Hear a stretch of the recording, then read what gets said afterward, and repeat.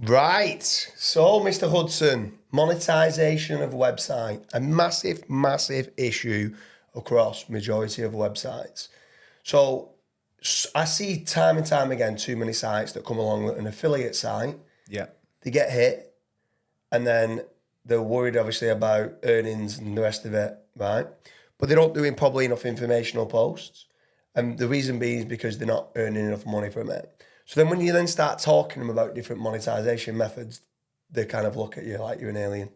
So in your opinion, with regards to monetization, let's talk and try and bounce off with regards to different monetization strategies.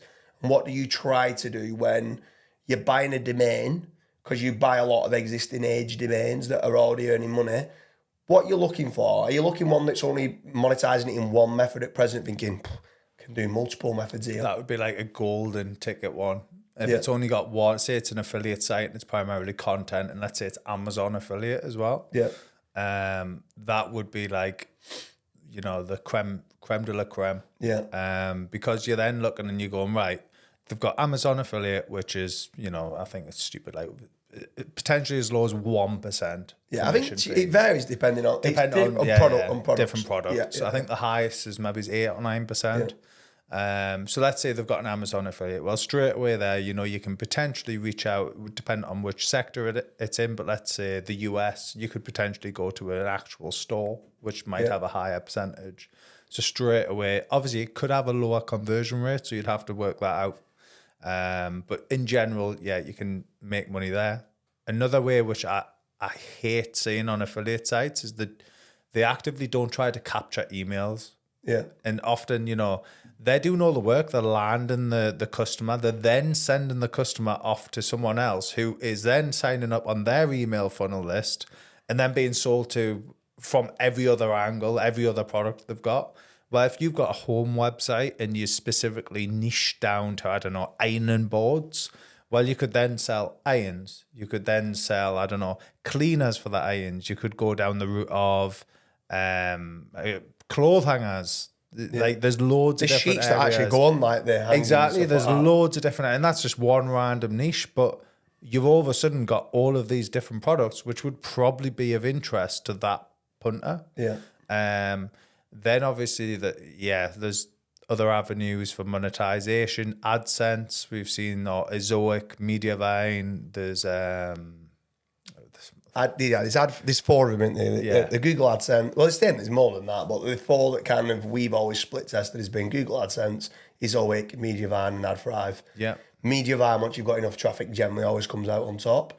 Ezoic used to be all right, but it seems to be quite bloated from a technical standpoint. Not that I know much about technical, but that's what the technical team say. But having some sort of display ads on there works fine. It's just ways of monetizing your informational posts from time to time. Yeah. So again, it's another kind of great monetization add-on that you can quickly do.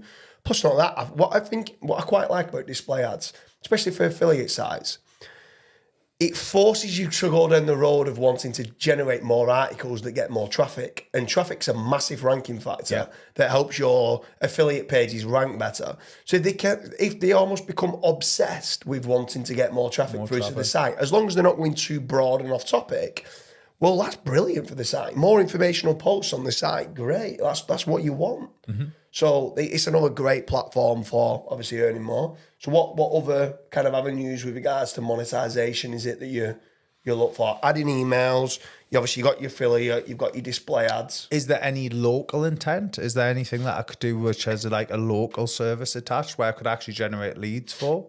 Yeah. Within that niche or within closely related niches. Yeah. So for instance, if it was the same, I don't know why I've picked ironing. I hate ironing, but let's say it's ironing, dry cleaning. Yeah. The dry cleaners. That's a niche that would, in my opinion, be very closely related on topic. Yeah. Again, you could probably quite expand into that quite easily looking at the semantics. Yeah. I think sometimes like certain ones, let's say you go down the gardening route, right? So you go down the gardening route and you go in, some people are wanting to buy certain lawnmowers, but if they need a bigger area being done, they want to ride on lawnmower and they're like, do you know what, I just want a landscape gardener to come and do it for me. Or an even bigger one might be that they've got a hedge trimmer, but then the the trees are going out of hand, tree and they need a surgeon. tree surgeon to come and do it and stuff like that. So there's all different ways of being able to monetize from a lead generation standpoint. With regards to products like best dishwashers, well, some of them might just want a dishwasher being repaired, an appliance repair, and there's certain people that come out and might only charge 60, 80 pounds to come out and physically fix an existing one. So going after appliance repair in certain areas, well, again, it's more topical authority that's related to appliances of what they can do. More money, but actually more topical authority as well, which is great for the site as well. And then another thing off the back of that would be the pixel data. So if you're capturing pixel data from, say, Facebook ads or any other form of social metric, or even Google and their pixel, you could then speak to these companies who offer them services and say, actually, my audience is ideal for you. Yeah. Would you be interested in paying as like a retainer on me pixel and advertising to the audience? Yeah, there's a few big sites that I know are charging £3,000-4,000 a month just on renting out their Facebook pixel. Yeah. And then they're able to do the retargeting, and it's working well for them as well, because I know the people that are physically renting it, and it's working great for them because they're able to do lookalike audiences on the back of it as well. So they're getting millions and millions of people that are targeted people that they know are targeted people because they've physically gone out and done a search, landed on the website, and then they do the lookalike audiences, and they're making a fortune from it of being able to do that. It works both ends, works great for both people. And another thing that what a lot of affiliates do is they look at only Amazon and they only look at like the other big sites, Target, etc.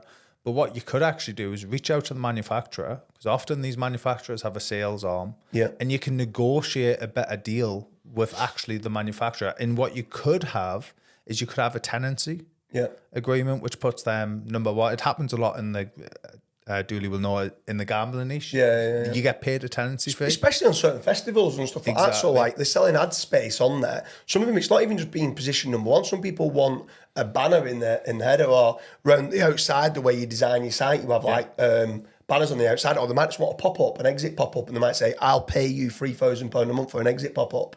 So like there's always other things of selling ad space on the site or selling tenancy deals on the site, which is another great way, another absolutely great way of doing it. Some people are scared of doing this.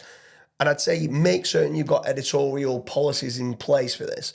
Selling guest posts on your site. Now, these guest posts on the site that people might want to do, I'm not just interested in going doing 2,000 words of low quality content that's going to end up getting your site being penalised. But if they can contribute to your site, and you can add them as a contributor, and there's someone a lot of these people that reach out to you, they're already in your space. There could be a brand that want you to do a review of one of their products. They might give you the product for free. You can do an unboxing, you can do a video, you've got unique images. But then they basically turn around to you and you can add them on, and they'll pay you for that guest post, they'll pay you for that review.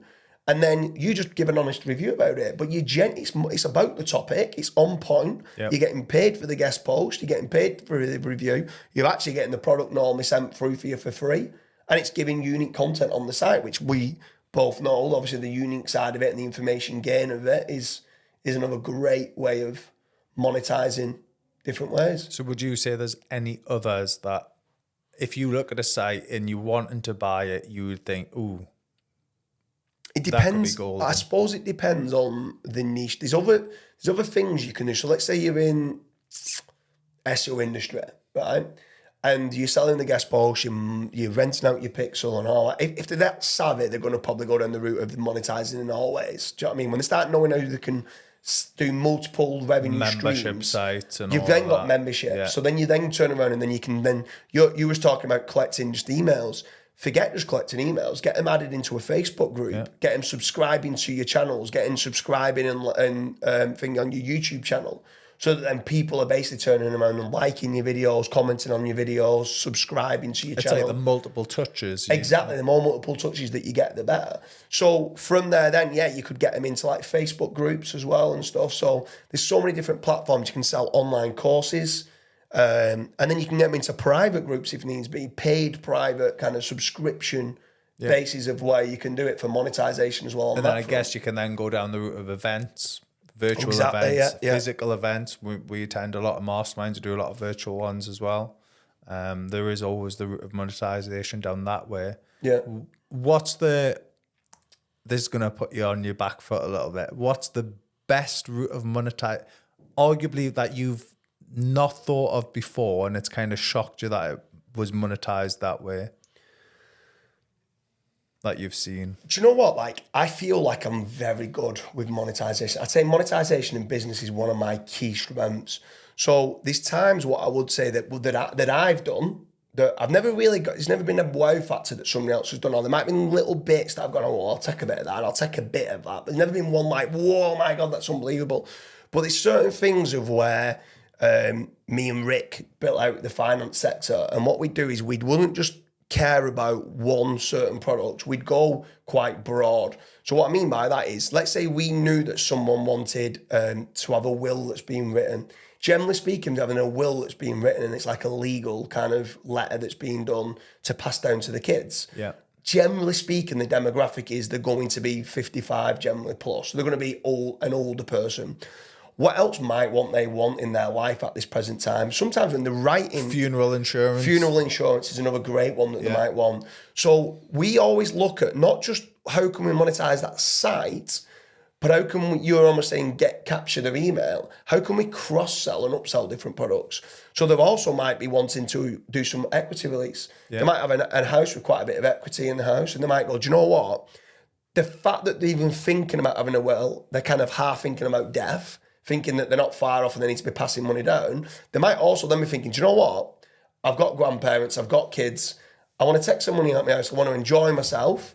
And I want to try to make certain that I'm going to do this dream cruise that I wanted to do. I'm going to do an extension on my house. I'm going to do something like that. So the cross-sells and the upsells of how one business can lead into another business is huge. Like, look at kind of how we go around acquiring doing certain investments. We'll go on and acquire someone that's doing just selling citations, but we then know if they want citations. Why do they want citations? They want no follow backlinks to the site. Why do they want no follow backlinks to the site? They want foundational links. What other links might they want? Oh, we can go and upsell them Searcharoo with regards to guest posts and niche edits, because that's where they're at present. It's the why they're wanting that to be done. It's like the why they're wanting the will to be done. The demographic is the older. They might want an equity release. They might want the pension pot being sorted out. And it's other the funeral plans. Investment advice on... Exactly. So there's loads of different avenues of where you can cross-sell. The citations can lead you on to selling guest posts and niche edits. Or we heavily got involved in Backlink Doctor and an investment. Why? It's not just about doing the disavows. I make next to nothing on doing a disavow. Right? But we then know that the client then might put some trust in us to say, we can build you no toxic link. We understand what a toxic link looks like. I want a link rejuvenation plan. And hopefully then they put the trust in us for then us to be able to do the backlinks moving forward. So it's just little avenues like that from monetization's point of view. What sites can you build? And sometimes it could be you're buying a site and 301ing it into your site. You're buying a business and going, I'm quite weak in this area. I'm going to buy this business and put it into that business. Yeah. So that's where sometimes on the monetization and the investment. And then with that, would you then build the cluster on the website you've already got? Oh, absolutely, yeah. And then do a 301? Yeah, for sure, yeah. Because obviously citations, you want to do all the benefits of the citations. You want to make certain they're talking about the no follow to do follow kind of ratios and all the rest of it. So it's just basically people do not monetize sites enough. And so many people come to me with a site and I'm like, probably 5x what they're earning from them the existing traffic that they have, and they're obsessed with more traffic and not trying to CRO. I guess once you're almost, forgive the pun, but in bed with some of these bigger clients where you send them a lot more traffic and things as well, I guess when you're in that niche, you'd probably be able to acquire the site and probably have a better rate with the affiliate. Absolutely, yeah. You become a super affiliate, like exactly what some people did with regards to Amazon. Amazon set up super affiliates. So some of them was only earning 3%. They could go out and buy that site and was doing 100 grand a month, plug it into their site and get 8%. Next minute it's doing 250 grand a month for the exact same amount of traffic. Yeah. So, and yet, of course, like if someone's going to start sending them more inquiries, if it's from lead generation, they're going to look after you more and pay you more cost per lead or more cost per CPA. Yeah. So you're going to earn more money from that same level of traffic or the amount of leads or the amount of affiliate kind of commissions that you're coming through. So, and not only that, is that the better relationship you start to get with them, these brands start opening up to you saying, I've got this new product coming out next month. It's going to absolutely crush it. You're the first to know about it. You're the first to review about it. You've got the information gain. Like straight away, you're the first to review that product. You've got the pictures of it. You become the resource of it. And everyone's then linking back to you. And next minute, sites can blow up. So it's, I think monetization isn't talked about enough from my angle anyway, which I'm kind of glad with, because I've always been down the route of an investorpreneur. Gives to kind us of a lot look more. at a lot more opportunities to kind of bite into it. So, but let's hope people listen and try to start monetizing. Don't implement any of that. Anyway, over and out. Make sure you like and subscribe, and we hope you like the monetization strategies for how you can monetize, whether it's an affiliate site or lead gen site or display ad site, better into 2024.